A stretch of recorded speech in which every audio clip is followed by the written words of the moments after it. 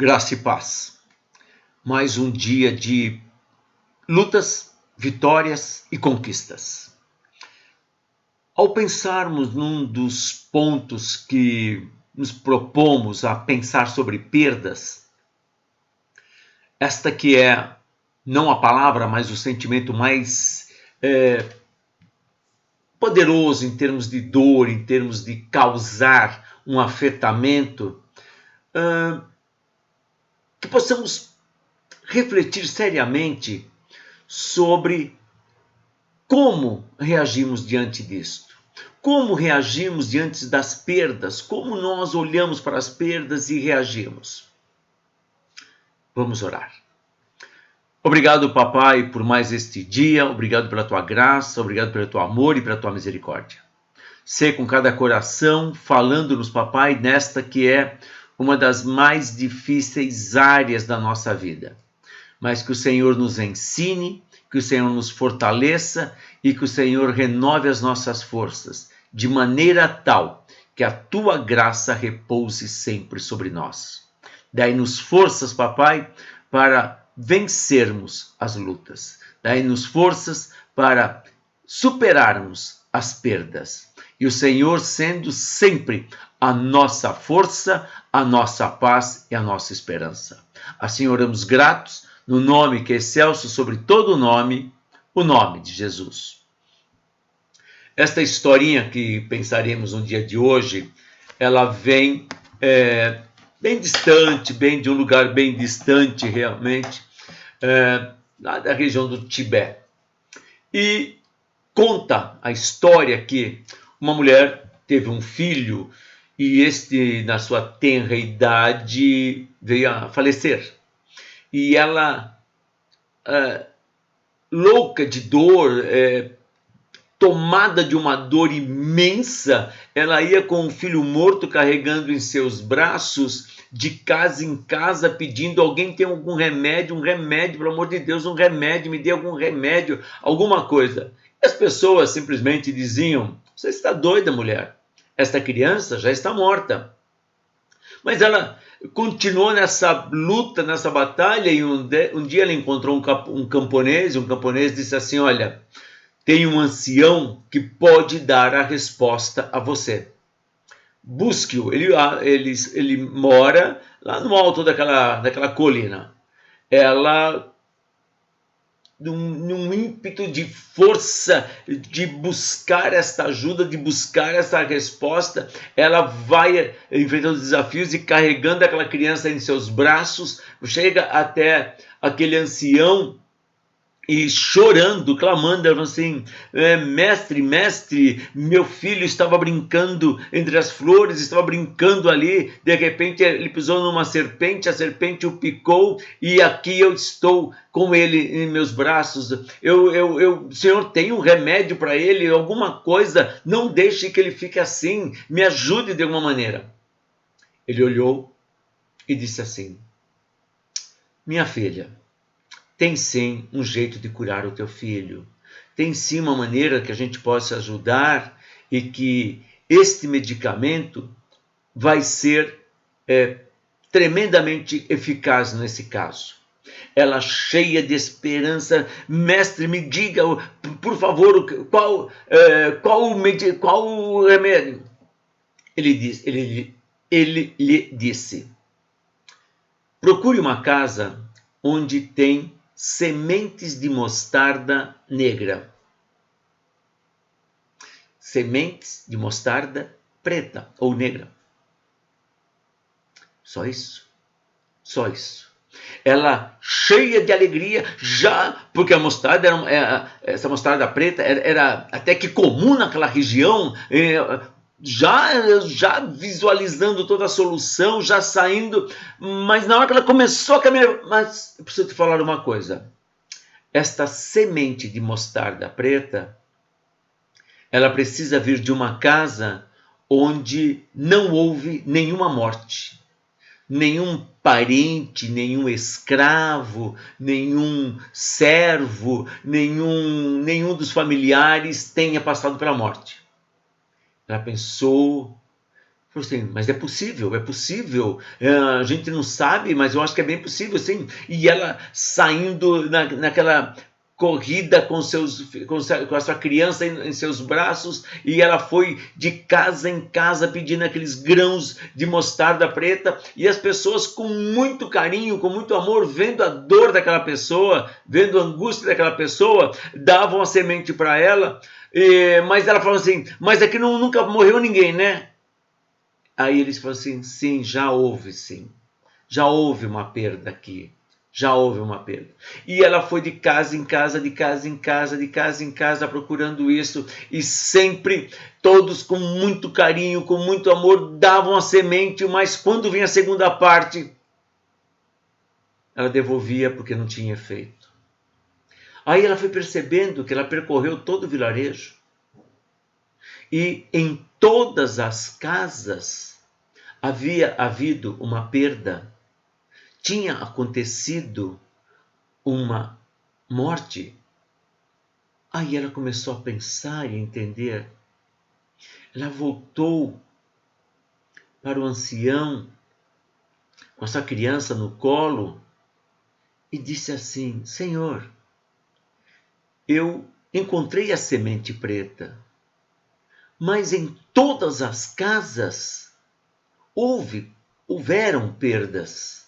Em todas as casas houve alguém que teve uma perda, e esta perda foi muito dolorida. Em todos os lugares eu encontrei perdas. Todos aqui no vilarejo, todos já experimentaram a perda.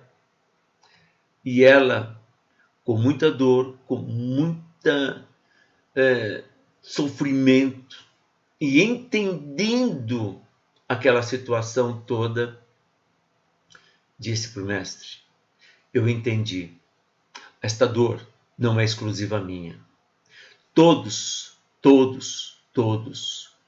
passarão por esse momento tão difícil. E ela tomou a decisão de ir lá e sepultar a sua criança. Uma história triste, difícil, realmente difícil, mas tão real, tão real. A primeira coisa que nós pensamos e nos sobressalta aos nossos olhos é que em todas as casas, em todas as vidas, haverão perdas. Não é exclusividade de um ou exclusividade de outro. Não é uma única pessoa que passará por isso. Todas as pessoas da face da terra terão alguém que perderam, ou um dia eles partirão. Vivemos dias em que os números nos assustam. Vivemos dias em que as estatísticas parecem ser tão contra nós, tão cruéis contra nós. As dores de famílias, as dores angustiantes, as dores das perdas têm tomado os lares, têm invadido corações, têm trazido desesperanças. Mas, quando nós imaginamos que é um fato em que eu preciso aprender a lutar junto desta dor, eu preciso sobreviver a esta dor, eu preciso crescer com esta dor, e nós vamos entender que a perda aconteceu lá no Éden, lá no início, quando o homem perde aquele momento, aquela história dele, junto de Deus, junto no perfeito lugar, junto no lugar melhor que ele poderia estar, ele o perde por um ato. Quando nós pensamos, o nosso nascimento já é uma perda, a gente já nasce perdendo, a gente perdeu aquele ambiente de conchego, a gente perdeu aquele ambiente gostoso, aquele ambiente protegido, e somos lançados para um mundo de desafios e já adentramos nele com um choro, aliás, que nos significa vida. Então, a nossa vida de perdas, elas sim acontecerão, e acontecerão constantemente, em várias áreas. A única coisa que nós não podemos é deixar que a perda nos faça perder a vontade de continuar vivos. E não estou falando de uma maneira, não. Eu estou falando da alegria da vida, da esperança da vida, do renovo da vida. Nós somos, de uma maneira muito especial, um povo que crê numa vida eterna. Nós somos, de uma maneira especial, um povo que tem uma verdade colocada em nossas vidas, não por mérito, mas por graça do nosso Deus, que diz a nós que nós temos sim uma eternidade a ser vivida. E que os momentos passageiros, as dores passageiras, as angústias terrenas, nós temos também uma certeza absoluta de que nossa lágrima será enxuta pelo próprio Senhor Deus. E Ele enxugará dos nossos olhos toda lágrima. Eu li uma frase bastante interessante num livro, Perdas Necessárias, acerca de viver o luto. Neste pensar acerca disso, é melhor viver o luto do que ter uma vida de luto. Então, quando nós pensamos nisso, é um assunto bastante delicado, bastante dolorido, mas nós precisamos encará-lo de frente. Nós precisamos saber que é uma realidade e precisamos estar prontos para esta realidade. Como eu disse, estar prontos não significa que eu estou preparado, não. Eu estou pronto, ciente de que é um fato real, verdadeiro. Aquela mulher que teve o seu bebê, o seu filho, ela não queria acreditar naquilo. Ela achava que aquela dor era só dela, aquela angústia era só dela, aquele problema era só dela, aquele momento era só dela e ninguém mais estava sofrendo. Mas quando ela começou a percorrer de casa em casa, em todas as casas havia a semente de mostarda, mas em todas as casas também havia a perda. Alguém que já não estava mais presente junto a eles. Quando ela pôde olhar que naquele vilarejo, naquele ambiente que ela morava, não havia uma única casa em que não tivesse acontecido uma perda, ela pôde então ter ciência de que por mais dolorido que seja, por mais absurdamente dolorido que seja, é um fato. Mas não é um fato final. Não é um fato sem nenhum tipo de esperança. Não é um fato sem nenhum tipo de alento ou um tipo de bálsamo. É um fato, mas ele não finaliza. Ele abre a expectativa, ele abre a oportunidade, ele abre a porta da eternidade. É duro? É dolorido? Claro que é. De maneira nenhuma podemos imaginar que não seja dolorido. Mas quando verdadeiramente, nós entendermos que há uma morada celestial, há uma casa do Pai, e que o bálsamo desta dor, este bálsamo vem das mãos do Senhor, que nos dá um refrigério, que nos acalenta o coração, a dor não ficará menor, não. A dor não ficará menor. Mas ela tem uma resposta. Não é uma dor sem resposta. É uma dor em que eu sei que existe um tempo de dor, uma caminhada de dor, mas com certeza há uma resposta de que esta dor ela não é para sempre. Há, sim, para nós que cremos, esta esperança, esta realidade, esta verdade, de que este momento é meramente, ou por meramente entre aspas, mas ele é apenas uma passagem para a vida eterna, para a casa do Pai. É dolorido? Sim, é muito dolorido. É desesperador? Sim, é muito desesperador. É angustiante? Sim, é extremamente angustiante.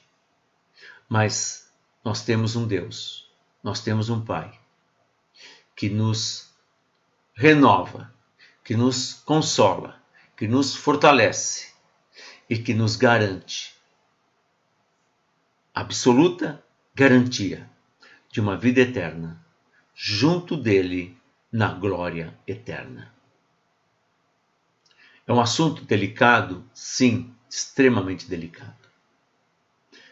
Mas tal como aquela mulher, que ela olhou apenas para si e achou que só acontecia na casa dela, só estava acontecendo na vida dela, e ela pôde ver que em todas as casas, em todos os lugares, poderia haver o grão de semente de mostarda, mas também com certeza havia uma perda, uma ou mais perdas. Perdas. Difícil, muito difícil. Mas, como o próprio Salmo 91 nos ajuda, estarei com ele na angústia, livrá-lo-ei e o glorificarei e lhe mostrarei a minha salvação. Nós temos uma força, nós temos uma presença real, nós temos, quando eu digo força, eu quero dizer aquele que nos dá força, aquele que nos renova, aquele que nos restaura, aquele que nos toma em seus braços e nos faz caminhar na convicção que ele está sentindo esta dor também. Mas ele é esperança. Ele é paz. No Salmo 119, versículo 50, está escrito assim: este é o meu consolo no meu sofrimento. A tua promessa dá-me vida. Este é o meu consolo no meu sofrimento. A tua promessa dá-me vida. Creia que a dor ela é gigantesca, gigantesca. Mas o amor de Deus, o consolo de Deus, a paz de Deus te envolve, te renova e te fortalece. Pense nisso, medite sobre isso e creia que esta verdade, que é a palavra do Senhor, que é o próprio Senhor, é a tua esperança, mesmo em meio à dor. Que Deus te abençoe.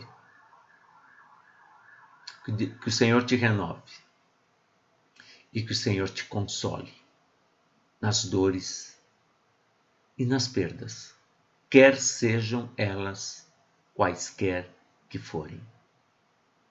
Que o Senhor te abençoe e te guarde. Que o Senhor faça resplandecer o seu rosto sobre ti e tenha misericórdia de ti. Que o Senhor sobre ti levante o seu rosto e te dê a paz, de hoje para todos sempre. Amém. Que Deus te abençoe. Um grande abraço no teu coração e com fé em nosso Deus, nós nos veremos novamente. Um abraço. Que Deus te abençoe.